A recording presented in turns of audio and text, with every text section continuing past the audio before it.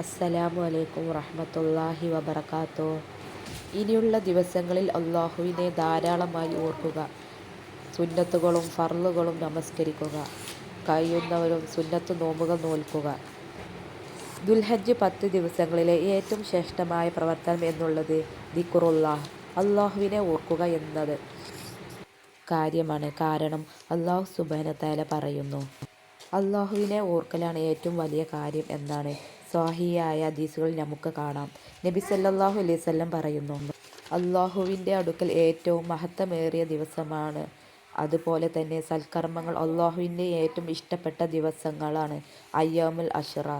അത് കൊണ്ട് നിങ്ങൾ എന്തു ചെയ്യണം? നിങ്ങൾ കൂടുതൽ ലാ ഇലാഹ ഇല്ലല്ലാഹ്, അല്ലാഹു അക്ബർ, അൽഹംദുലില്ലാഹ് അങ്ങനെ നിങ്ങൾ പറയണം. അങ്ങനെ ധാരാളമായി ദിക്ർ പറയണം.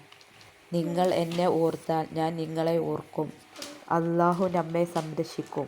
മലക്കുകളുടെ ഉന്നതമായ യോഗങ്ങളിൽ അല്ലാഹു സുബ്ഹാനഹു വതആല നമ്മെ പറഞ്ഞു കൊണ്ടിരിക്കും.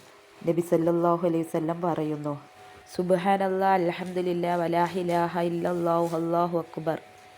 ഈ ദിക്റും നിങ്ങൾ ധാരാളമായി ചൊല്ലുക. അപ്പോൾ അല്ലാഹുവിൻ്റെ അർശിൻ്റെ ചുറ്റും അത് കറങ്ങിക്കൊണ്ടിരിക്കും. ഏറ്റവും ശ്രേഷ്ഠമായ ദിവസങ്ങളിൽ ഒന്നാണ് അറഫയുടെ ദിവസം. അതിന് വമ്പിച്ച പ്രത്യേകതയുണ്ട്. റസൂലുള്ളാഹി സ്വല്ലല്ലാഹു അലൈഹി വസല്ലം പറയുന്നു, ഞാൻ അല്ലാഹുവിൽ പ്രതീക്ഷിക്കുന്നു, അറഫയുടെ ദിവസം ആരെങ്കിലും നോമ്പ് നോറ്റാൽ ഒരു വർഷത്തെയും വരാനിരിക്കുന്ന ഒരു വർഷത്തെയും പാപങ്ങളെല്ലാം അല്ലാഹു പുറത്തു തരുന്നതാണ്. അറഫ ദിനത്തെ പ്രാർത്ഥനയാണ് ഏറ്റവും ശ്രേഷ്ഠമായ പ്രാർത്ഥന.